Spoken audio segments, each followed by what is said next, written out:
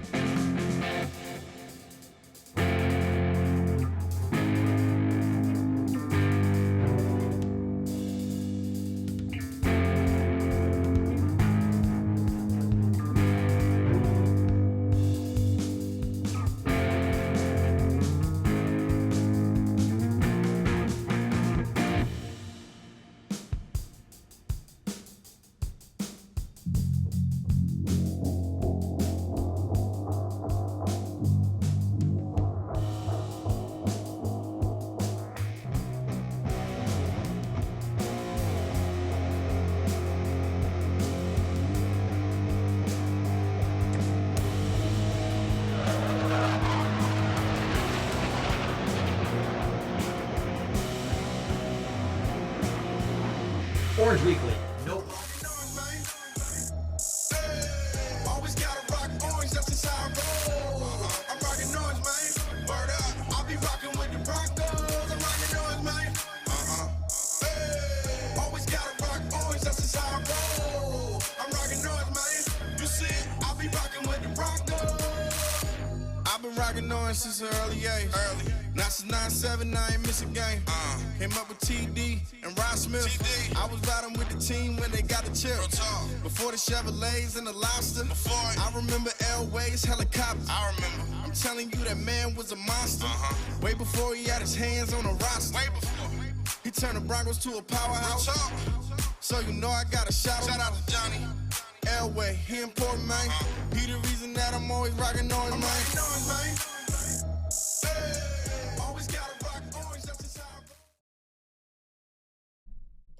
What's up, Broncos country? How you doing? My name's Kev Dan. You are watching Orange Weekly. Broncos versus Chief. Beer, Broncos, no BS. Grab that beer, kick back, relax, post some comments, questions. We are here to talk to you guys tonight about all things Broncos. Looking at the past game against the Titans, where we beat them 16-0. First shutout we've had in a long time. And now we got a somewhat beaten up Chiefs coming to town after they have lost 2 games at home in a row. So we are catching them probably at probably the best time we possibly could. And we got a lot to play for, but so do the Chiefs. Guys, hit that share button for me. Hit that like button for me. Get some more Broncos fans in here. Even if they're not Broncos fans, they just want to talk football, they are welcome here as well. Here at Orange Weekly, we are all about talking to you guys.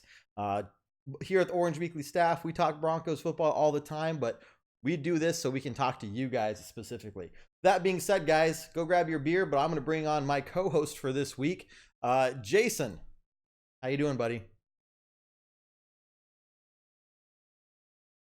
Ready to roll. Ready to roll. Beer, Broncos, ready to roll. Cool, guys. We got 63, 65 of you guys up in here right now, which is fantastic.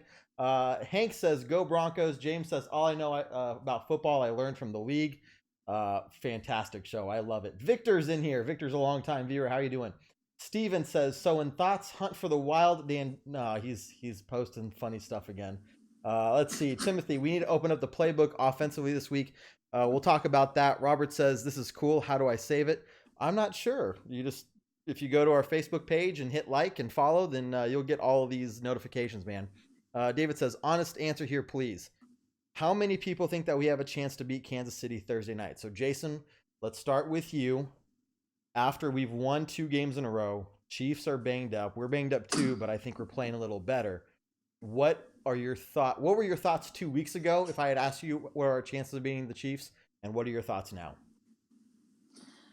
Yeah, I think if you asked me 2 weeks ago, you could go back and watch one of our After Dark shows. I think I didn't really hold anything back a couple of weeks ago as far as what I thought some changes needed to happen if things didn't turn around. And lo and behold, things have turned around a little bit. I wouldn't say we're completely corrected course, but I think we are at least getting in that direction. And in the meantime, the Chiefs have shown their vulnerabilities now. They've got, like you said, 2 home losses in a row. But even the week before that, when they were playing the Lions, that's a game that they could have dropped. That was a very close battle. And what we found, which is what I'm excited for this week, is the Chiefs' Achilles heel on defense is their run defense. Teams the past few weeks have really taken advantage of that. We've now found out today that their quarterback Fuller is most likely going to be out due to a fracture in his arm. And so, with our 1-2 punch between Freeman and Philip Lindsay, I think that it's going to be a fun game for them because I think that we are going to be running the ball a ton against this Chiefs defense here. That also being said, like you said, our defense got a shutout this past week, which a lot of people will point out, well, it's the Titans offense. To me, it doesn't matter. Getting a shutout against anyone in this league is an achievement. It's very impressive. We had 7 sacks. We had a few turnovers. Like you said, Mahomes is a little beaten up right now with that ankle. So, with all these factors and the fact that I believe it's a Broncos home game, correct me if I'm wrong there, but add that into the mix. It's not going to be an easy victory, don't get me wrong, but if we're talking about it, do we have a chance to beat the Chiefs Thursday? Absolutely, we have a good chance of beating the Chiefs on Thursday. I think the same thing. John says he doesn't honestly think we can beat the Chiefs, but here's hoping. John, there's a conversation show. If you could let me know why you don't think where we're kind of weak on, let me know. So Timothy says we need to open up the playbook offensively this week. Timothy, I agree. And Jason, what we saw this last week was that Broncos played very, very conservatively against the Titans. And I, for the most part, would agree that was the right thing to do. It was very much a field position game, a chess match, if you will, where, a couple things going for one team or the other could have really swung the momentum. Thankfully, we played smart. We played well enough that we could keep pinning Tennessee deep on their side of the field because we knew that their quarterbacks, both of them, were not going to be able to drive down the field 80 yards. This week, however, we need to be coming out playing in a much different mindset. We need to be much more aggressive in certain situations. So, Jason, what do you think we're going to do? And do you see us going for situations like 4th and inches, 4th and 1 on maybe the 40-yard line, just because we have to? Yeah, that's a tough question to answer. I think it's going to be totally dependent on how the game is going. like we said, that's a week-to-week thing. This past week, being conservative was absolutely the right call, especially the way our defense was playing. This next week, that might be totally different. Again, we're going to expect to see the offense to run the ball early and often. So maybe that means if we've established that run game, then on 4th and inches, yeah, we might go for it because we have confidence that, you know, we can put Freeman in that 4th and inches situation, hand him the ball and let him cruise through. So, you know, again, it's tough to say. I feel like one of the things I've been impressed with our coaching staff the past couple of weeks are their in-game adjustments. You know, I can almost guarantee you that the game plan this past week was not to be conservative. That's just how the game unfolded, and that's how the coaches saw was being played out, and that's how they went with it after that. So, you know, I do expect us to be more aggressive than last week because it'd be pretty hard to be any more conservative than we were last week. At the same time, it's a tough question to answer before seeing what happens in that game, but I do again expect a very run-heavy offense this next week. Yeah, and it needs to be that because you look at the stats here. Kansas City is ranked 30th in rush. It was rush yards per attempt. They're allowing looks like 5.2. Broncos are in the middle there at 17 with 4.3. Again, you take away that big game Leonard Fournette had, would probably be a little higher. Rush yards per attempt, Broncos are, again, middle of the pack right at 15 with 4.3.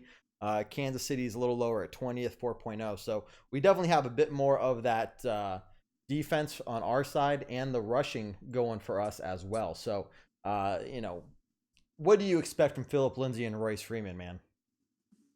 I expect a big game. Unfortunately for me, Phillip Lindsay's on my fantasy roster, so I'm doubly excited here. They've been proven that they have provided a really good 1-2 punch. I think they're due for a massive game. I'm excited to see Phillip Lindsay break out. You know, I can see him getting close to a 200-yard game himself. You know, I think it's going to be fun. I think the other aspect of it is once we hopefully achieve that ground game, we can start seeing a little bit more of those play action bootlegs that Joe Flacco likes to use as well. But again, you got to establish that run game early, which I think is very possible against this Kansas City Chiefs defense, especially with the injuries that they've had as of late. Cool, guys. My name's Kev Dan. I'm joined here by Jason. You are watching Beer Broncos No BS. Grab that beer, kick back, relax, ask us some questions. We'll answer them and give you our opinions. If you disagree with us, that's fine. We're not going to call you stupid. This show is all about the no BS takes, guys. So let me know what you're thinking, and we'll talk about it. Also, hit that share button for us. We got over 600 people in here right now. Hit that like button. Tell people about Orange Weekly. Guys, we are here all week long. Every week of the Broncos season, win, lose, or tie, we are here, and we'll give you a rundown of all the shows and content we have for you guys. We try to get you every day. Let's see. Timothy says, I love how hard Freeman is running the ball, but I like to see Lindsay get 5 to 7 more carries that last week. So what do you think, Jason, about the workload that we're giving between the two running backs? And do you feel that we need to favor one more than the other coming into this game against the Chiefs? I don't know if I would say I'd favor one over the other going into the game. I think they've done a good job of splitting time between the two to help ensure that once we get to November, December months, that both are healthy and rested instead of trying to carry one running back through the entire season, which is extremely challenging in the NFL. I expect to see even carries to start the game, and whoever's having a better game, that's who we'll lean more on during the second half. So I expect it to be pretty even. Again, for my personal bias sake, I'm rooting for Lindsay to help my fantasy roster out a little bit. But at the same time, I think they're two dynamic backs that have two different set of skills. And so, maybe Scangarello knows something even more about the Kansas City defense, and that's going to help. Yeah, man, definitely determine who does get favored. Personally, I don't know that myself. I'd have to look more at Kansas City Chiefs defensive film, but I think that they're going to have a solid game plan. And again, overall, I do expect it to be even with the second half maybe in favor of who's being more successful so far in the game. We got some diehard fans in here. Casey says, love the show. We're all amazing. Beer Broncos beat no BS rules. Travis says, love this show. You guys are fantastic. Once again, guys, we are here for you. Keep posting those comments, questions. Hit that share button for us, and we'll talk some more Broncos football. David says, if we can run the ball 30 to 35 times, it will keep their offense off the field and open up the play action. Kim also says, now that we have a defense that started playing better, I think we have a chance to beat the Chiefs. So it seems like across the board, everyone is in complete agreement that we need to be running the ball a lot, and really looking to Philip Lindsay and Royce Freeman to carry the team more than anything else. If you're the Chiefs, you know this as well. But on the other side of the football, Chiefs are coming into the stadium. It is a primetime game. They want to show the nation, the world, NFL world, that the last three games were a fluke, and that they are a team that still needs to be reckoned with. So just like Von Miller said, they're going to be coming into the stadium angry like, a hornet's nest, essentially. So these guys are going to come in here playing very strongly. So if you had to look between our defense versus their offense and our offense versus their defense, who would you give the upper hand to? It's a tough question. It is. Because I do think across the board it's pretty even. I do expect it to be a very even match. Despite that, I think I would give the edge to their offense versus our defense. And here's why. I know our defense played phenomenally last week. This is going to be a true test. Yes, Patrick Mahomes is a little beat up, but he still has a very deep receiving core. With Hill being back in the mix now, you got Watkins still. It's not going to be an offense that we saw in Tennessee Titans, where they don't even have their identity formed yet. Obviously, a huge key to the game that you could say almost every week is, can we get pressure on Mahomes to force him to make those mistakes? We saw him lead to turnovers last week. That being said, he is still an MVP candidate for a reason. And yes, his ankle is an issue that might be causing some mobility issues, which might help contain him to the pocket. But again, that guy can sling football. And so, our offense blueprint to success against the Chiefs defense. But again, the Kansas City offense, again, like you said, they're going to be angry. They're going to be coming in with something to prove, now that they're having these voices of doubt, question them as well. And divisional rival, that always elevates everyone's games. I expect it to be a very hard-fought battle. And I think by the end of the game, it's going to come down to either our defense winning or losing the game, not necessarily our offense winning or losing the game. Interesting take, man. So let's see. Sean's asking what we think of the playoff chances are, and somebody early asked or said that we are going to be in the running for a wild card slot. Jason, I don't want to talk about that too much right now, because I think this game is really going to decide that or not. We are either the team that we've seen be improving, and now we're becoming more legitimate, and we can essentially say that we have completely moved past those first 4 games of the season, and now we're on the path to really, surprising the NFL, like Tony Romo said we would at the before the season started. Or we're going to be talking about things like, when is Drew Lock going to start? So I don't want to talk about that too much, guys, because this is going to be the week that really kind of sways how we look at things. David asked a good question, though. Let's go to Alex's question first. How would we like to see Theo Riddick added to the mix now that would we like to see him added to the mix now that he's eligible? So, we got Royce Freeman, Philip Lindsay. Do you see any spot in where we could really add and utilize Theo Riddick to his potential?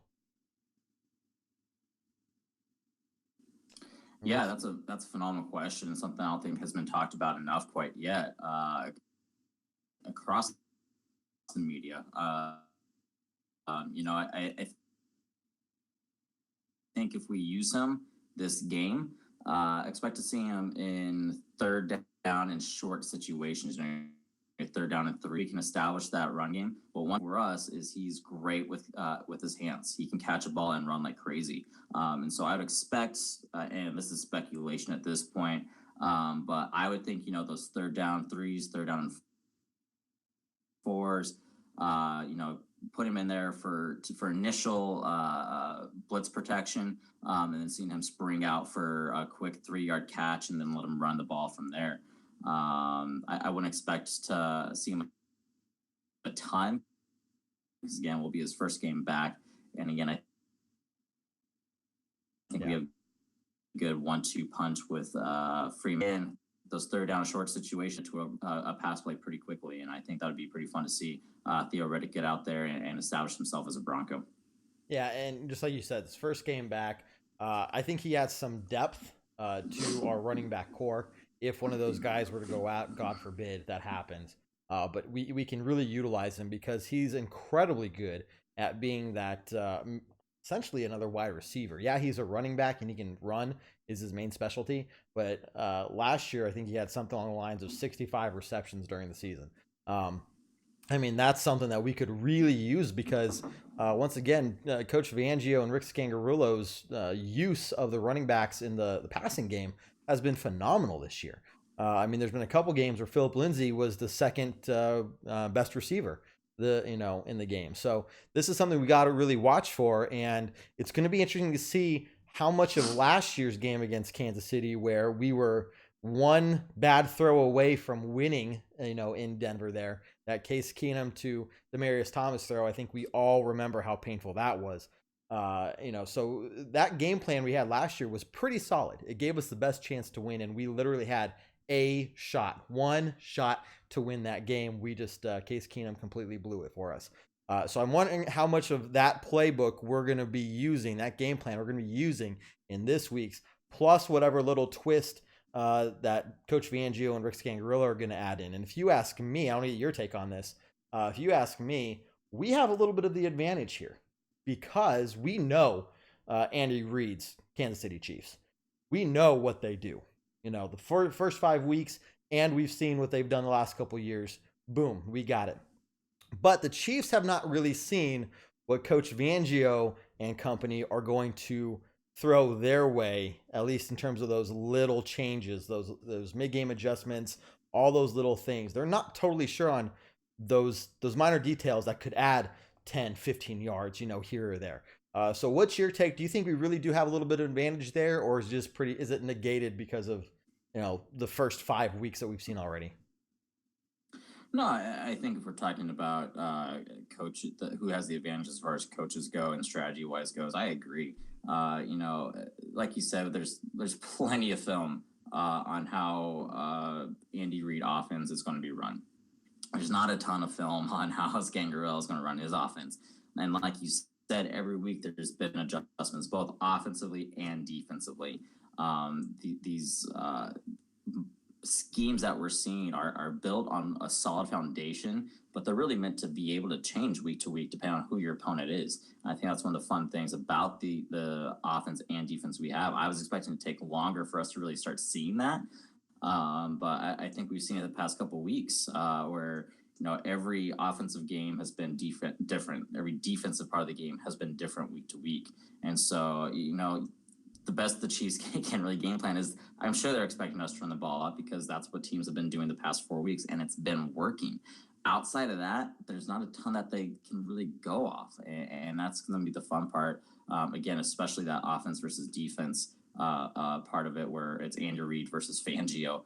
I think it's going to be exciting. It's going to be two very brilliant guys working their masterpiece that they've been building over all these years as coaches, and it's going to be fun. I think it's going to be a big chess match. But I agree. If we're talking about just strategy, there's that advantage. I can definitely see the Broncos having the advantage on that part. Hey guys, I want to ask you a question, but first, my name's Kev Dan. If you're just joining, I am joined here by Jason. You are watching Beer Broncos No BS. If you haven't done so, go grab that beer. Join us and ask some Broncos questions. We'd love to talk Broncos with you guys. Hit that share button for me. Hit that like button. Tell your friends about us, and let's keep the ball rolling. No pun intended. Daniel asks, how do we stop Kelsey when we are playing zone and having to stuff the run? Which coverage linebackers are we putting on him? That's a very good question. If you're asking me, I think we're going to do some sort of combo between man and zone. The rest of the defense could be playing zone, but I think we know how much of a threat Travis Kelce is. If you look back to that game last year, we almost won. We shut Kelce down for 3/4 of the game. I mean, we absolutely stopped him. But then something happened in that fourth quarter, and we allowed Travis Kelce to get 100 yards in that fourth quarter. So we know that we can do it. We just have to do it for all 4 quarters. So what I would like to see is the rest of the defense doing man or zone, whatever. But when it comes to Travis Kelce, I think we need to put someone man-to-man on Travis Kelce the entirety of the game. Now, it's interesting that he asked who it might be. I don't know. Todd Davis might be a good option. I don't know, man. It's going to be one of those things I think we have to really see who's doing the best. But what are your thoughts on how we're going to, take care of Travis Kelce, and who do you want to see covering him? Yeah, I don't think it's any secret that the Broncos have had struggles covering tight ends over the past several years. That's been a constant issue on defense that we've had. Kelce is now that Gronkowski has retired. I would say Kelce's the best tight end in the NFL right now. That being said, yeah, it's going to be interesting to see what Fangio decides to do about that threat. Because again, keep in mind, the Chiefs have a very deep receiver core as it is as well. We've seen Von Miller drop into coverage a decent amount this year. Personally, I'm still not a fan of that. I think we should let Von Miller do what Von Miller does best, and that's rushing the quarterback. But that being said, I would expect to see Von Miller in coverage against Kelce, just because that's what we've seen so far this year is if we have one of our linebackers drop back into coverage, it tends to be Von Miller. And so that's what I would expect. Again, that very well might change. Like you said, we'll kind of have to see how the game unfolds and who's playing well or not. But from what I've seen so far, the first few weeks of the season, and what Fangio is doing with his defense, I would expect Von Miller to be dropping into coverage to help cover Kelce. Now, good point. If we do that, what impact would that have on our pass rush? That's interesting. I think our pass rush is finally starting to find its groove. 7 sacks last week. I'm not sure what the breakdown of those numbers are as far as how many sacks per individual. But at the same time, we've got depth. I think it'd be a big game for Malik Reed for him to come in and help fill that void of Chubb. But I think our interior is doing a better job too, as far as getting that initial push and getting to the quarterback as well. So, that's where the bit of the chess match is going to come, is where are we willing to sacrifice that pass rush to cover Kelce, and where are we willing to maybe give up a few yards for Kelce at the risk of maybe getting to Patrick Mahomes for a sack. So it's going to be a chess match for sure all the way through. It's going to be interesting. It's going to be a fun game for sure. So I think this is a great point, because there's that need to keep Pat Mahomes in the pocket. And even Sean says it's a hard question with that quarterback. You got to get to him. Von Miller in the pass rush is putting at least one, if not two, of those defensive linemen on him, and that opens up Malik Reed and Shelby Harris and Derek Wolfe to get at him. Heck, we could even do a cornerback blitz at that point, give Chris Harris Jr. a chance to get in there. But if anything, it's containing him in the pocket. What I'm worried about is dropping Von Miller into coverage. Well, now they have one, if not two other players shift over to Malik Reed, or keeping that middle of the line to keep that our pass rush, negated. And that breaks down the pocket. That allows Mahomes to get out of there. But at the same time, you're right, we do have to take care of Travis Kelce. For me, I'm thinking the only time we're going to pull Von Miller into coverage is if we're having trouble covering Kelce. If the man-to-man thing is not working, or whatever scheme they're using to cover him is not working, that might be the time you see us pulling one of those guys back into coverage. Because I'm thinking we have got to keep Mahomes in the pocket, especially with his ankle. And I don't think, Jason, I don't know if you've seen, but I haven't seen anything official in terms of what kind of ankle injury, other it's like maybe rolled or sprained, just hurting in general. But this is something he's been dealing with for the last 2 weeks.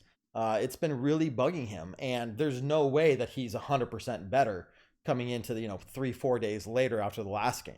I think he even got stepped on or something last week as well. So this is something we got to keep in mind. Yeah, he may not be able to scramble as well, but when you're talking about a guy who can do no look passes and throw with his left hand, I think it's important for us to keep him in that pocket. Let's see, got some more stuff over here. Something interesting to watch. Victor says try some jet sweeps That's going to be interesting. Again, I think we have to really get that run game going. Valentino, guys, there's a ton of comments. I'm going to try and keep up with them as much as possible. Let's see. Joey says we have to be physical with Kelsey, hit him every time. Chris says he thinks Jackson should cover Travis. What do you think? Has he shown you enough to say this is the guy we can trust? Yes, and because of that, I expect him to be against one of the top 2 receivers that they have. I would expect to see Jackson covering a tight end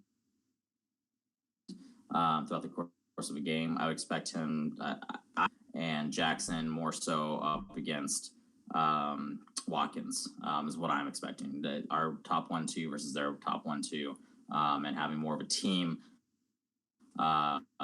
effort to cover for Kelsey. Jackson's great, one of their top receivers to limit that threat. Yeah, your audio is cutting a little in and out, so everyone, we apologize for that. But man, here's the question, man. And it's probably a good time to ask this halfway through our show. Tim asks, will this game make or break our season?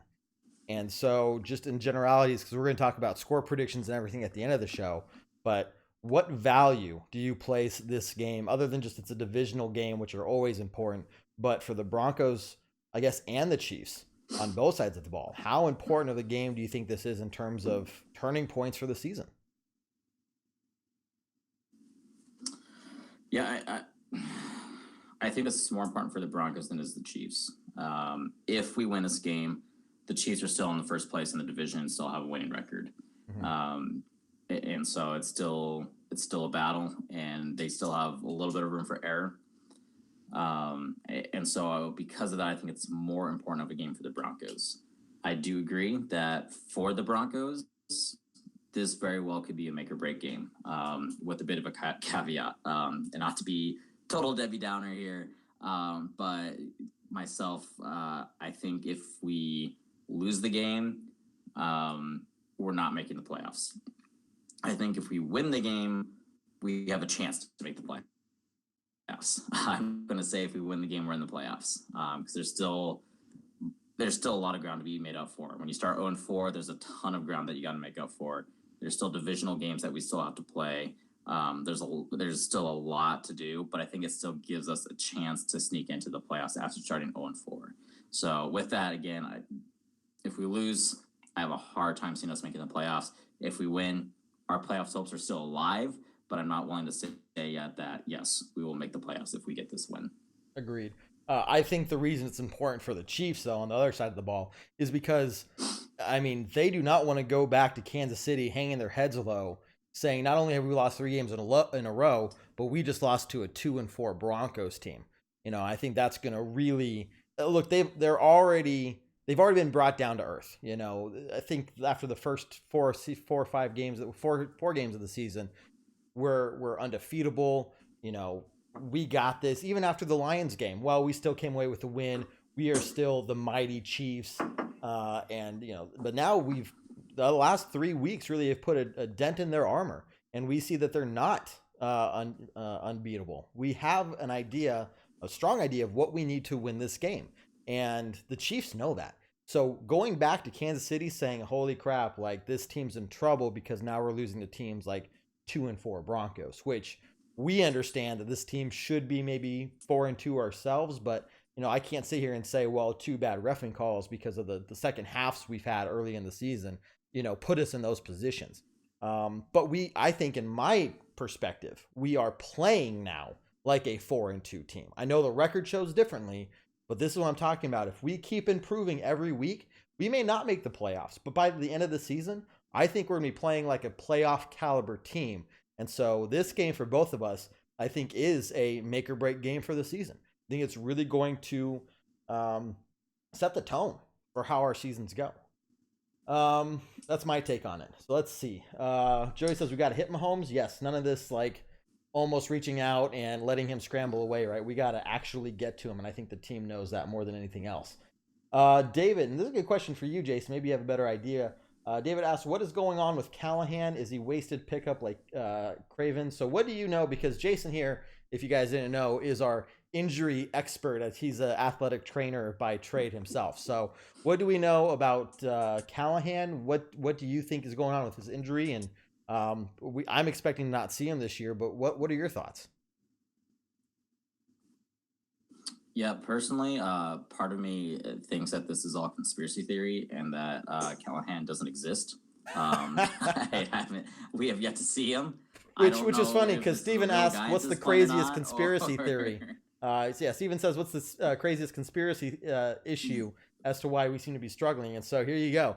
Callahan doesn't even exist, man. Here we go. Callahan doesn't exist. They're just toying with us at this point, saying we have more depth back there than we really do. No, it's last I heard there was a setback that ended up he had a bit of a minor procedure done to clean up whatever was going on. And obviously they're going to keep it pretty broad in terms of what exactly is going on for the protection of him when he gets back to playing, whether that's this year or next year. But we do know that he had a setback, and they finally decided that, hey, let's just try to fix this one big fix here instead of trying to get you through the season before we address it. And so because of that, he's going to be out for a little while yet. He still might make an appearance this year. It's a bad answer because basically we don't know. We don't know when exactly he'll be ready to go. We don't know if the surgery will even work fully. I don't know if I would even consider it a wasted pickup like Craven's, because I think that was a separate issue altogether. But at the same time, it's we're running out of season to see him. So we'll see. I still want him to see him, but there's a lot of question marks behind it for good reason. Because again, at the end of the day, the medical staff for the Broncos are going to try to protect him as much as possible, and so they're going to give out as little information as possible. Sure. So because of that, big question mark. Your guys' guess is about as good as mine at this point. Steven is asking actually some pretty good, maybe some fun questions we can ask at the end of the show. But Victor does ask, what about Emmanuel? So, Jason, again, we know it's kind of broad. We've heard that he did practice today, that, we're optimistic, expecting him to play. But from what you've seen from him and just what you know of his injury, again, what are your thoughts on that? Yeah, so here's the tough part with the short week. You play Sunday, you're playing Thursday. There's not a lot of time for acute injuries, for sudden injuries to heal. You're very limited on recovery time. So with that being said, it's very encouraging to see. Normally I'd be a little bit more weary if it was a Sunday game, but the fact that we are on such a short schedule and they're already saying that it's looking good, to me is pretty encouraging. I think it's going to be an injury that's nagging him all year long, to be honest. Hopefully it doesn't keep taking him out of games.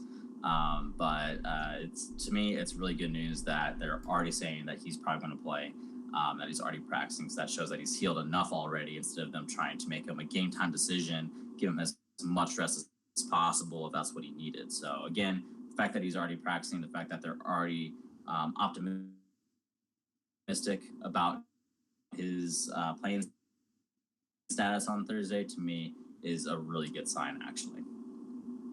Yeah, I agree too. Let's see. We're looking at, because we had a question. Chris asked, how many people do we have out? We know Bryce Callahan is out. Duke Dawson with Dawson. Sorry, I cannot talk. Cornerback with that foot injury. He's been limited in practice the last 2 days. Jason, do we expect that we could see Duke Dawson back, or are we going to be relying on Yadam again? I would almost anticipate, to some degree, expect Yadam in there, even if they're sharing reps. But definitely expect Yadam. I would, in my estimate, I would expect seeing him more than Dawson. Awesome. Let's see. Juwan James was limited in practice both Monday and Tuesday. Interesting to see what's going to happen on tomorrow, Wednesday. Do you think Juwan James can sit out one more? Because that offensive line, I think, is going to have a job ahead of them to make sure that we get that offense going as best as possible. Yeah, absolutely. And so that'll be an interesting one. He's been listed questionable, I think, for the past 2 weeks, but it was, I think, in Fangio's words, highly questionable. And so again, because of the short week, again, if he didn't play Sunday, it's going to be hard to get him to play Thursday, especially having him take meaningful reps throughout the course of the game. You're right, and that's going to be interesting moving forward, and something we can talk about. We adjust that offensive line, who goes out, whose place does he ultimately take, all that stuff. For me, I think if he's still limited, he has yet to see a full practice. Tomorrow is Wednesday. It's the last practice they will have, and it's the day before a game. It's going to be more of a walkthrough anyways, so we'll see. Maybe they dress him in case that they think they need help at some point in the game, or maybe they just try to rest him, give him an extra 10 days off, since we'll have that nice long break after this Thursday game. So we'll see what they do, but my gut says we probably won't see him for another game. Awesome. Yeah, there's some other people on the injury reports. Most of them have been listed as full participants for today. I think we're going to be looking okay. I think even if we get Dawson in there a little bit, that's just going to help out. Suit him up, and then if something happens to Yatem, then we at least have him to, hey, dude, we need you to go out there and do something, you know what I mean? But not push it to the point where he's going to injure himself any further. Derek Wolfe was a limited participant the last 2 days. I'm not worried about that, especially how he came back after the injury on Sunday's game and got a sack afterwards. You know, I think it's more of a let him rest, get ready, because we need him big time on Thursday night. So I'm not worried. I think our injuries look pretty, I mean, for as banged up as we are, I think we're looking okay compared to what we saw with who's the guy, cornerback for Kansas City, who's out now, or at least probably out? Fuller. So that's going to help our pass game big time, is what I think. Let's see. David, how you doing? David just joined. He says 2 in a row, lots to be excited about on the defense. Completely agree. And he asks, how about we move Wilkinson to guard once James is back, because Leary has not been very good. Any ideas about that, man?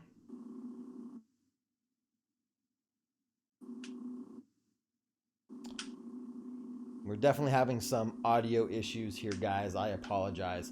Jason's talking, but the audio is way behind. I was just going to have a decision to make once.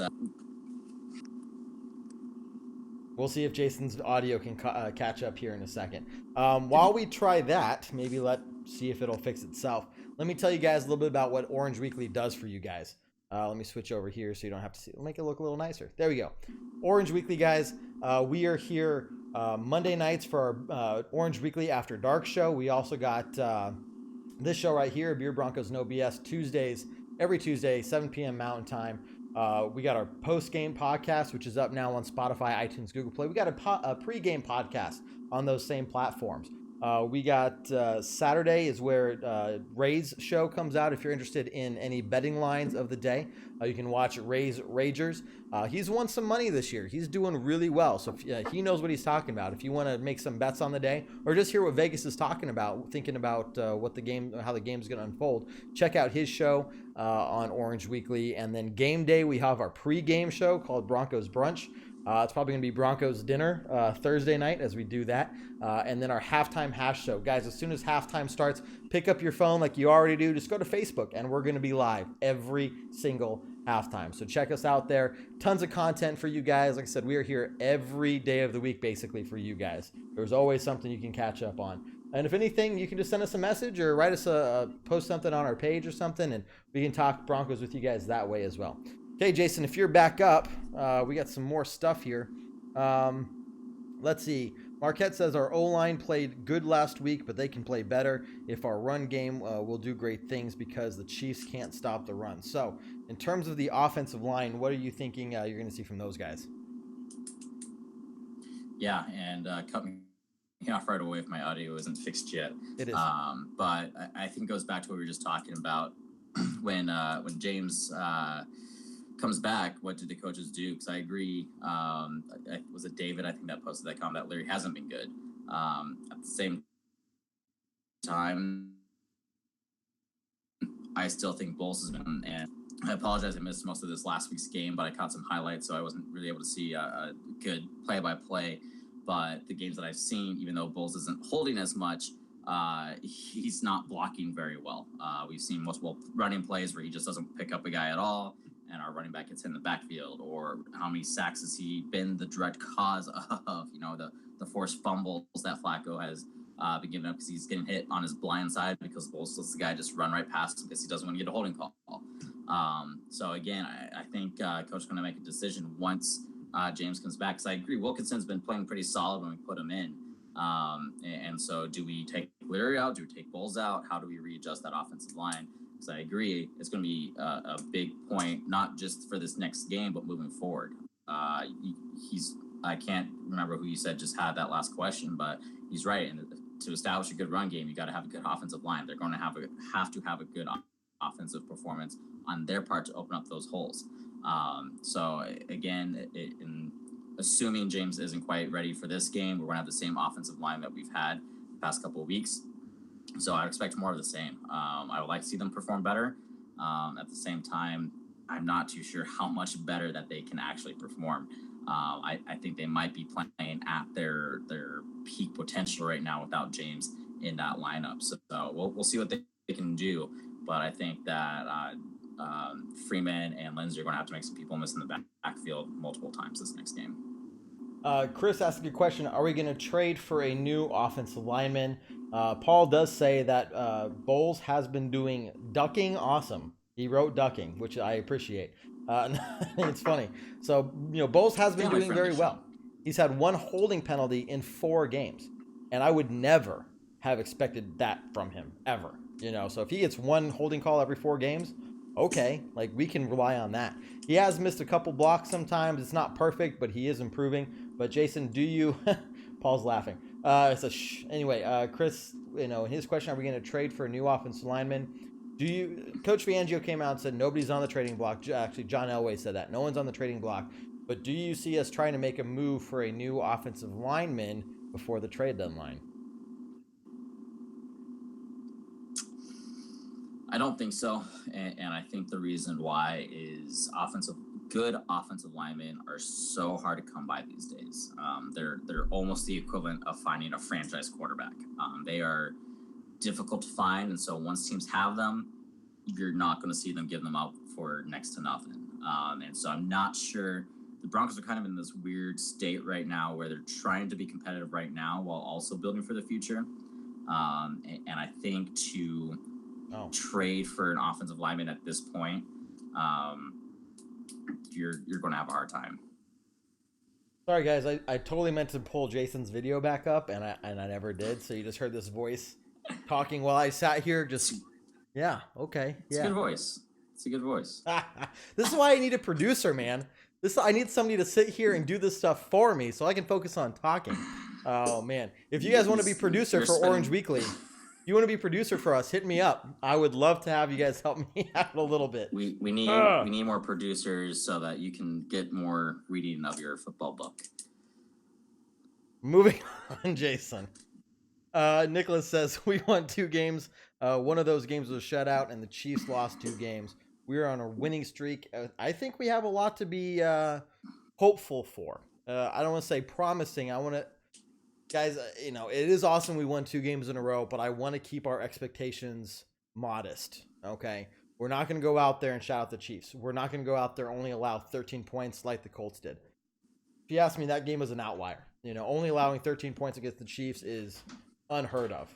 So, we're going to be really watching to see, can we keep up with them? And so, Jason, do you see this game being more of a shootout against both quarterbacks? To some degree. I would say no in the sense of the quarterbacks. It could be a shootout offensively. I think it might be Mahomes versus our running backs. I don't see Flacco keeping up with Mahomes, both metaphorically on the point wise or literally on this running side of it. I think every time we watch Flacco run, it's like watching you run through a pile of molasses on a cold day. It's not a pretty sight that anybody wants to see. And so with that being said, it's going to be a back and forth game. That's why every defensive stop for us is going to be huge. Anytime that we can keep them off the scoreboard is going to be massive. but even if we can limit them to field goals, is going to be absolutely huge too. And so I think for me, the phrase that I would use at this point, where we are in the season, where we are with two wins, and the magnitude of this game on Thursday is cautious optimism. Cautious optimism. Victor says, come on, Kev, be bold, no bullshit. Bold. Chiefs are going to be a challenge. If anyone thinks that they're just going to come in and we're going to be able to handle them easily, that's not the case. We're going to need a lot of things going right for us to win this game. Yes, I'm optimistic. If you've watched our shows here before, I'm probably one of the most optimistic guys here at Orange Weekly. I think I picked the Broncos to win every single game last year. Maybe not one, maybe once I didn't, but that's who I am, you know. But in full honesty, you know, this team has a lot to be optimistic for, but they need to go out there and execute near perfection to have a real chance to win this game. The other part of this is, and Jason, what is your ceiling for the offense in terms of scoring points? Because I'm sitting here saying, if we don't score at least 24 points, we're not even going to tie them. We need to score 27 points to really win. I think if we get 24, our average is 16, guys. If you didn't know that, our average points per game this year is 16. Now we're saying we have to score at least 24 to give ourselves a chance to win, 27 to give us a realistic chance to win. So, Jason, what do you think the ceiling is for this Broncos offense to put some points on the board? And how aggressive do you see us being, especially on fourth down in the red zone and those kind of situations on going for it versus settling for field goals? Yeah,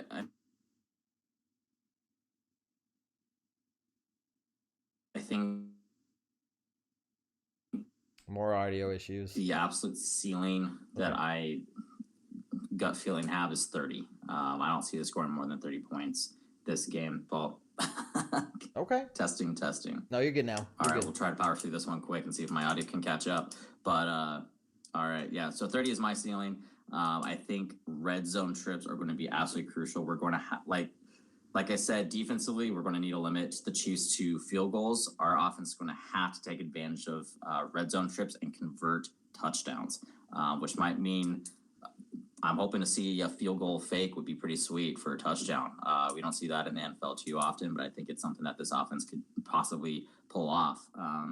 But yeah, I think 30 is our ceiling, and it's going to take absolute execution in the red zone for us to get there. And that's what I'm saying, near perfection play. You know, we cannot be settling on field goals every time we drive down the field. We're going to have to find a way to score those touchdowns. And Jason, you're saying that the ceiling is 30 points. Now, I'm thinking our absolute ceiling is 27. And I think that's okay because I think our defense can hold the Chiefs to 24.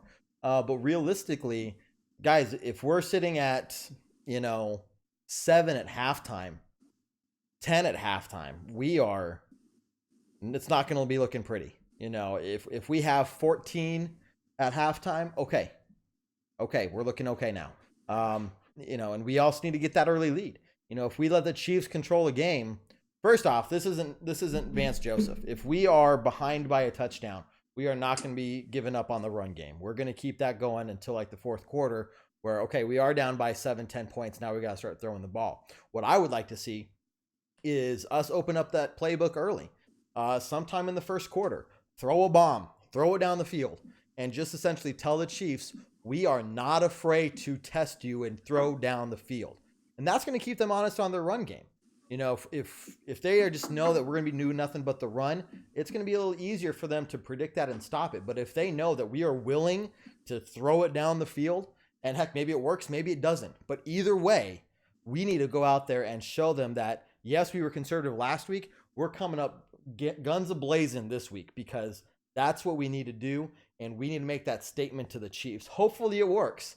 And hopefully they do that. I think the team needs to do that. And the Chiefs need to be aware of, we are going to do everything we can to beat you because it's so important for us and because that's what we have to do to beat them. So let's see. Gene says, play hard, play smart. Completely agree. Nathan says, let's see. Casey also says it's going to be a chess match. Take the points when we can get them. Okay. So Casey thinks, hey, if we're in field goal range and it's 4th down, go for the field goal. What do you think about that, Jason? Just take the points where we can get them. I think it depends on what part of the game you're at. I think you start that way, absolutely. I don't think you go down your first drive and you try to go for a 4th and goal instead of kicking the field goal. But, if we're starting to fall behind a little bit, if it's the difference between making it 21-21 versus 21-17, third quarter or so, I think that's when you might need to considering being a bit more aggressive on that stuff. And I agree. I think opening the playbook could be huge here. Taking more chances. I think this is the perfect game for a flea flicker. Establish that run game, make them think run. All of a sudden, you do a nice little flea flicker and get a 50-yard gain pass or something. But I think in general we need to be aggressive this game.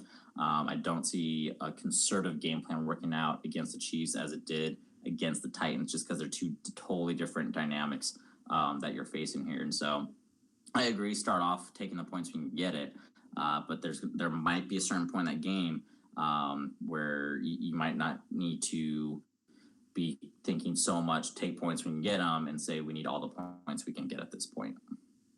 Agreed, man. It's going to be I'm not the coach. I'm not the offensive coordinator. So I'm just sitting here saying, as a fan, here's what I think we need to do, but it's going to be interesting to see what they actually do to, again, try and keep Kansas City on their toes. That's what we're going to have to do to help out our offense. Let's see. We have to come out of halftime with some offensive fire. We did see our team do better in the third quarter. They still kind of stalled a little bit, but again, the Tennessee Titans defense is much tougher than the Kansas City defense. So the fact we're able to come out and still look okay in the third quarter gives me hope that coming to the third quarter of this game, we're going to be okay. So it's going to be something to watch for. Chris has asked a couple times. Sorry, Chris, I didn't mean to skip over your question. Chris has asked, what do you think about us picking up Crabtree since he's a free agent? Jason, let's kind of move away from this game, talk about some big picture things before we kind of start getting out of here. We're going to be around for a little bit longer, guys, so keep posting comments, questions, and we'll try and answer those. But trade deadline's coming up. Do you see us trying to move on from Emmanuel Sanders, even though John Elway said no one's on the trading block, and maybe trying to go for someone like Crabtree? Do you think that'd be even worth it or feasible right now? I don't think it'd be. I think it might be feasible for the right price. I don't think it's worth it. I think what Emmanuel Sanders brings to this team right now goes far beyond his abilities on the field. I think he's one of the top leaders on this team. I don't think he has a problem calling people out at the right times. We saw him, I think, with great class, talk about the bowl situation when it erupted after that 4 penalty performance and how he handled it, while also saying he was addressing it with Bowles and talking to him one-on-one. I think the character he brings, I think he's a morale guy. I think getting rid of Sanders at this point would be more of a blow to the team as a whole than just maybe his stats will have. Yeah. So I don't think bringing Crabtree, it might address a bit more, might give us a bit more of a threat offensively, but I think the damage it would do to the team as a whole from a leadership and morale standpoint is simply not worth it. So my standpoint, I would take Sanders over Crabtree any day of the week right now. Casey is all for it. He has good hands and route running is impeccable. He says go for it. The way I see this is, fine, we swap out Emmanuel Sanders and Crabtree. You're going to get the same results that Crabtree's going to have the same results that Emmanuel Sanders is having right now, because those teams know that Emmanuel Sanders is the bigger threat. So they're putting double, maybe even sometimes triple coverage on him, which is opening up the option for Courtland Sutton. And we can sit here and say, well, Emmanuel Sanders isn't getting targeted very much. Well, no, because he's in double coverage. He is completely covered. It is not worth that. So that's why we're going to go to Courtland Sutton. That's why you're seeing him have the bigger production. Same thing. Crabtree comes in. Okay, he's the bigger threat. We're going to double cover, triple cover him. It's still going to be the same thing. We're still going to be going to Sutton. And that's why it works, though. If you have two really good wide receivers, you can only really strongly protect one of them. So, you look at the Demaryius Thomas and Emmanuel Sanders combo. That's why it worked, because one of those guys are going to be open, and that's what we're seeing now is teams are saying we have to cover the bigger threat, and that's Emmanuel Sanders. And that's so Casey, I don't think it's worth it. You know what I mean? Like Jason's saying, we have that team togetherness. They have that chemistry. He is that morale boost for the team. Bringing someone like Crabtree in and trading away Emmanuel Sanders, I just don't think it's worth it right now. And as we get closer to the trade deadline, after the next couple games, we're going to have a much different or a much more a finer idea of where this team needs to go. So that's going to be something we got to look at the next couple weeks. Okay, Jason. So one thing, if you guys haven't heard, there's been some, not rumors, but speculation that perhaps the Panthers would be willing to leave Cam Newton behind. And with that, there's been, again, some speculation and some talk that a landing spot for Cam Newton would be the Denver Broncos as a backup.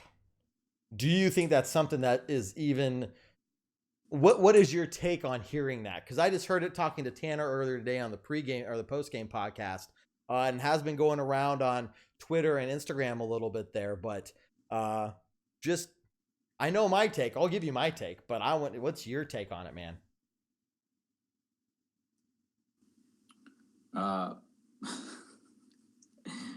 Well, keeping this family friendly, I think that is it would be a BS move. To do so, you would somehow have to offload Flacco, because you're not going to have Flacco and Newton on the same team. And so to have Newton as a backup on the Broncos, that's not going to fly for anybody. He's way too expensive of a quarterback to be a backup, and vice versa for Flacco. You can't make Flacco into a backup. He's making way too much money to be a backup. So either do trade, you get rid of Flacco as part of the deal, you bring in Cam Newton. We still have this Drew Lock situation to sort out then. We don't know yet what Drew Lock can bring to the table. And Cam Newton has shown his struggles over the past couple of years. He's not the best he's not the best in pocket quarterback. He is starting to get a little bit older as well. So I've heard of those kind of going around the past couple of days as well. I think it causes more of a headache than it's going to solve for us. I said it in the After Dark shows in previous weeks. I don't think Flacco is the issue. I think Flacco is performing even better than what we could have expected going into the season. He's posting some of his best career numbers so far, close to when he was in his prime. So with that, I don't think you're going to drastically improve. I think it'd be a different story if Flacco was deeply struggling, couldn't get anything, was turning over the ball left and right. We had already tested out Drew Lock, and Drew Lock clearly would not be the long-term answer for us. Then, okay, we're desperate enough. The team around the quarterback situation is good enough where we can go out and trade for a quarterback like Cam Newton. But as it stands right now, Flacco is not an issue for the Broncos right now. He is performing exactly, again, as you would expect, if not better than when we signed him. And so I think to bring Cam Newton into the fold at this point would be honestly a bit of a nightmare situation. And so I would, one, hope that we wouldn't have to deal with that, and two, I don't expect John Elway to go out and make any moves to acquire Cam Newton. No, it wouldn't be worth it. My thing is just, and everyone else seems to be doing, saying the same thing. This Cam Newton's ego is the biggest thing. He wouldn't allow himself. He does not see himself as a backup. He would not have the right attitude. Look, when Peyton Manning was a backup, when he was injured, came back, and we were doing well with Brock Osweiler, his mentality was, I'm going to be the best damn backup because that's what this team needs. I don't care that I'm Peyton Manning. I don't care how much everyone respects me or what else, is going on out there. I don't care. This is what the team needs me to be right now. Cam Newton is not that. Flacco would be willing to do that. We reconstructed Joe Flacco's contract in the last month or so. And initially, he had no dead money. If we were to cut him, there was no dead money attached to him. For some reason, I don't know why, but when we did reconstruct his contract, now he has 13 point something million dollars in dead money tied to his name. So if we were to cut him, we would still have $13 million in dead money. I think Joe Flacco would still have that same mentality of saying, if this is what the team needs, I will be a backup, as we wait to see how Drew Lock develops. But Cam Newton would. So I don't even know where this talk is coming from. But if you ask me, it's one of the more ridiculous things that are out in the NFL right now. I think people are just bored and making shit up. Let's see. Chris says, I got a funny joke. Let's sign Antonio Brown. Haha. That is a funny joke. But Chris, you make a good point. If Sanders and Crabtree are both on the field with Sutton, it makes it tougher to open up and open up Lindsey and Freeman for yards. It makes it easier for them. So yes, but I don't think we're going to have Crabtree or somebody like Crabtree while also having Emmanuel Sanders as of right now. Going into the offseason, okay, maybe. One more question I want to ask you, Jason, before we get to score predictions. And guys, if you want to start posting your score predictions, 160 you guys in here. You guys are fantastic. Post your score predictions for the game. Jason. Holy crap. Brain fart, guys. This happens sometimes.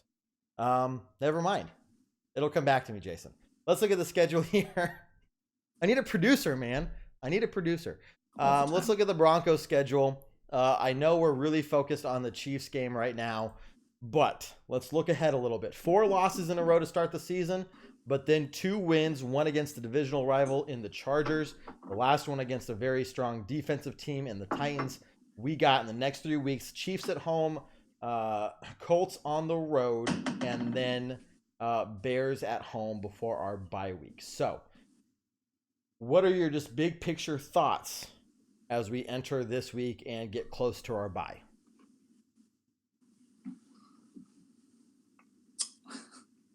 My big picture thoughts revolve around this game. I think the magnitude of this game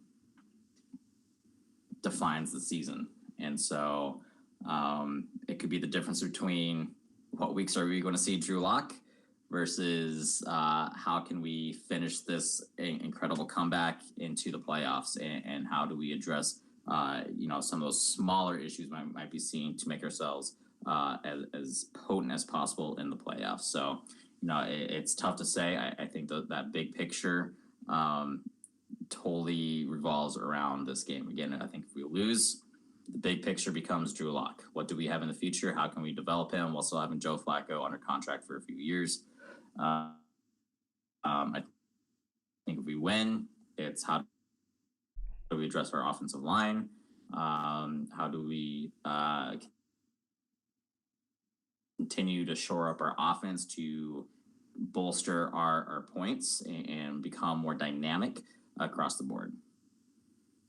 I think you're completely right. It's all based off of what we do this week. I think big picture, like, yes, it defines a season, but it defines how we approach each game. First 4 games of the season, straight losses. Holy crap, I don't know if we have a chance against the Chiefs. Holy crap, then we're probably not going to have a chance against the Titans. There's no way we're going to have a chance against the Chiefs. And now we've won the last 2. And now we had a chance against the Titans. We have a chance now against someone like Kansas City. And I think it's just going to not only just be the focal point of our season, but it's going to be how this team and how us as fans approach our odds and how optimistic or pessimistic we are about, the season and just these week by week things. And it's going to really flow and have a huge impact on our bye week. What are we going to do at our bye week? If we are, I don't know, if we have 2 wins and 8 losses, or 3 wins and 7 losses or whatever by our bye week, yeah, Drew Lock's probably the guy coming in starting after that, or shortly there, after that, maybe the last 5-6 games of the season. But I'm optimistic, guys. This is the no bullshit show. And somebody was saying on the other feed over here, Carrie thinks that we're speaking like we have no chance. 100% we have a chance. I'm very optimistic, but at the same time, I'm keeping my expectations low. Not because I don't believe in this team, but more so I don't start crying at the end of the game. You know what I mean? it's one of those weird things where we know that they can do well, but because we've only seen this team do well the last 2 weeks, it's kind of a toss-up. Which team are we going to get? I don't know, Jason. What do you think? Yeah, it's going to be interesting. Again, I agree. I don't think we don't have a chance. The chance is there, and I think the way the past 2 weeks have gone increase our chance. I think being at home increases our chance. But happen. The old saying is on any given Sunday. Well, it's Thursday, so on any given Thursday, the chances I think are better than they were 2 weeks ago. Like I said earlier, cautious optimism. I'm optimistic. I do think we have a chance, and I do think that if we win this game, we improve those chances. But at the same time, again, this isn't going to be an easy game. This isn't going to be a rollover game. The Chiefs have had a bit of a wake-up call that, okay, we aren't invincible. We do have these issues, and we're going to have to come out swinging because we know that if we lose this game, we have a very motivated and confident Broncos team right on our heels for the rest of this season. And so we're going to come out as motivated as ever. They do tend to play well at mile. I do think we can. I think it's possible. But again, it's a 60-minute football game. They're going to have to play extremely well for all 60 minutes to come out with the victory. Completely agree. Okay, we got some score predictions here. Jason, the other Jason, says Denver 27-14. David thinks 21-17 Broncos. Anthony 24-20 Denver. Nathan 17-14 Denver. Okay, Nathan thinks we're really going to be able to stop Mahomes, but our offense might struggle is what that score prediction is telling me. Casey's going to the Colts game, so Casey, next week, make sure you're here. Want to hear your thoughts too. David says Mahomes' ankle could be a problem for him on a short week. We've talked about completely agree, David. It's going to be something to watch. Nathan is talking about signing our Peyton Manning to our quarterbacks coach to help Locke really develop and teach him how to read a defense, because if we can throw Locke in at any time this year, he will not be ready and could really hurt his confidence going forward. Interesting. That's a question for next week, man. That's a good bye week question too. Something to cover. Yeah, Casey, you can just message me here on Facebook and I'll send it to you. Jason, 3 keys to the game followed by your score prediction. What you got?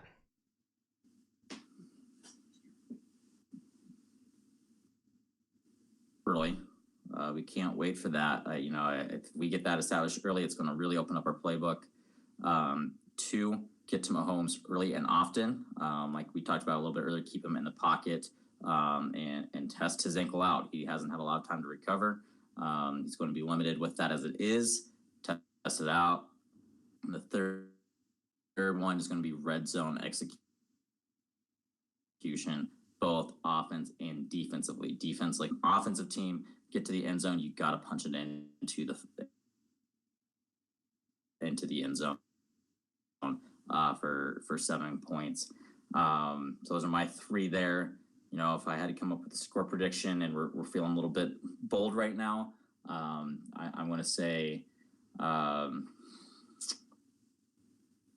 final score Broncos 30, Chiefs 28, with a final second field goal made by the man McManus to give us the Denver Broncos victory. Okay, man. Okay. Victor thinks 24-21. Says guaranteed. Yes, but he was just being bold. I like it, man. Chris asks, do you think Elway be in charge next year? Chris, come on back next week. We'll talk about that some more. My 3 keys of the game. And Chris, I'm not trying to just push you away, man. It is a good question. We're just kind of running out of time here, so I apologize for that. Keep Mahomes in the pocket. We have to find a good balance between using maybe Malik Reed or Von Miller in coverage, but keeping that pass rush there and keeping Mahomes in the pocket. Not giving him 5, 10, 15 seconds even sometimes to run around and make a play happen. We've got to get in his face and keep him in that pocket. That's number 1. Number 2, got to start off the first quarter aggressive. I'm not saying start off the first quarter well in terms of production, but aggressive. Show the Chiefs that we are willing to test them. I think if we do that, we're going to find some success, and aggressive will turn into successful in that first quarter. But even if it doesn't, being aggressive in that first quarter to set the tone for the game, to say, hey, we are going to do these things and we're going to do them all game long, and we will get to it and we will work. It will work out. Number 3, man, Philip Lindsay and Royce Freeman. Those two right there. They have got to execute flawlessly. When they are handed the ball, they have got to get 3, 4, 5 yards per carry. 3-yard carry is very good. I think against this Chief defense, they should have no problem getting at least 3 yards. They should be getting 5+ yards per carry more often than not. I'd see an average of 4.5 yards per carry, which is pretty damn good. And I think that's a good number, because we're not just running 80 yards down the field, but we're controlling the clock, we're controlling the ball, we're keeping Mahomes and company off the field.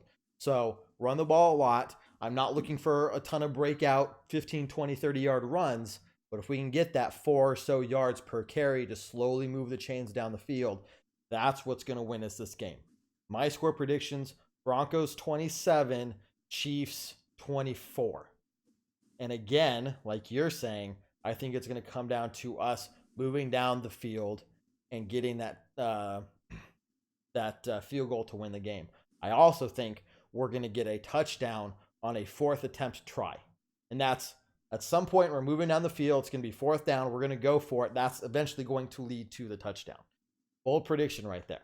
But anyway, Jason, you didn't get to do any mile high salutes last night. I don't want to rob you of that honor that you like to give out to people. So if you could give a mile high salute or two to someone from this last week's game, who would it be? Absolutely. You know, I talked about earlier about how challenging it is in the NFL to get a shutout. We've seen the Dolphins, as terrible as they are, getting points every week. And so the fact that we were able to achieve a shutout, my mile high salute is going to that Denver Broncos defense, who are finally starting to establish themselves. They're starting to get confidence. They're starting to understand their roles individually better, which is allowing for better team cohesion amongst the defense. So again, that mile high salute goes to that outstanding defense performance we saw against the Titans. Awesome. I like it, man. Let's see. Andrew, one of our big time supporters, one of our Patreon donors, 3 keys to the game: no turnovers, win time of possession, convert 3rd downs, and keep drives alive. I think between all the 9 things that we said right here, we have to do all 9 of those things, if not maybe a 10th or 11th thing in there as well. This game can be won, guys. To the 150 plus of you watching, this game can be won. It's up to the execution. I do not doubt that Coach Fangio and the rest of the staff can come out with a very smart, very well-planned game plan, you know, especially in this short week. They're going to have some things up their sleeves. They're going to know what to do. It's going to fall on the players to execute. One thing, so, I mean, no turnovers. I think Andrew just said that. Win the turnover battle. Okay, I could see us turn the ball over once. We at least have to get 1 turnover in return, if not 2, to win that turnover battle. That's something else we really need to watch. So this game can be won, guys. Expectations are... Optimism is high. Expectations need to be moderate. Okay, just to keep everyone grounded. I think the players know this as well. They know what they're capable of, but they're not just going to assume that they can do it. They're going to go out there and actually make sure that they are doing it, if that makes any sense. Chiefs, before beginning of the season, they knew it. Whatever, they got those big heads. The Broncos are still very well grounded and know what they have to do to win. So, guys, thanks for watching. We're going to do some closing thoughts here, Jason. Our numbers just jumped up a little bit. So, closing thoughts to you, buddy. Closing thoughts. Exciting time to be a Broncos fan. This is one of the first times in a long time we've had a game of this magnitude that was this meaningful. It's been, at least 3 seasons since we've had a game that could have this major of an impact, not just this season, but moving forward long term. And so it's exciting. Cautious optimism is my phrase of the day. Other than that, hope you guys are able to get off work in time to watch the game on Thursday, so you can sit back and enjoy what should be one of the best football games you'll see all season long. I like it, man, and I do appreciate you joining here tonight. My thing, guys, make sure you join our pregame show, where it's usually Broncos brunch Sunday mornings at 10 a.m. Mountain Time, but of course with the Thursday night game, we're going to do a Broncos dinner. It doesn't have that same alliteration like beer, Broncos, no BS, Broncos brunch, halftime hash, but this one time we're going to call it Broncos dinner. We're going to do that show an hour and a half before game time approximately, so we're going to call it 5 p.m. Mountain Time. We will be going live for a pre-game show. And then, of course, as always, we'll be doing our halftime hash show as well. Guys, please go check out the post-game podcast and the pre-game podcast. You want something to do to really motivate you for the next couple of days? Do in that order. Post-game podcast, pre-game podcast. Watch our pre-game show, and you will be ready for this game if you're not already. So thanks, guys, for watching. You guys have been fantastic. Casey says, I'll be there in front of my TV, beer in one hand, helmet in the other. Let's go Broncos. Closing thoughts from me. Broncos. Go Broncos. Holy crap. Go Broncos. This is going to be very fun. Jason, thanks a lot. All of you guys watching, thanks a lot. Remember, hit that share button for us. Tell other people about Orange Weekly. Check out our Patreon. The link is in the description, patreon.com/Orange Weekly, if you want to donate and have a chance for a monthly prize and an end of the season prize as well. You guys' support is very much appreciated here. We're going to head on out and just end it with a very strong Go Broncos. Take care, guys. We'll see you Thursday.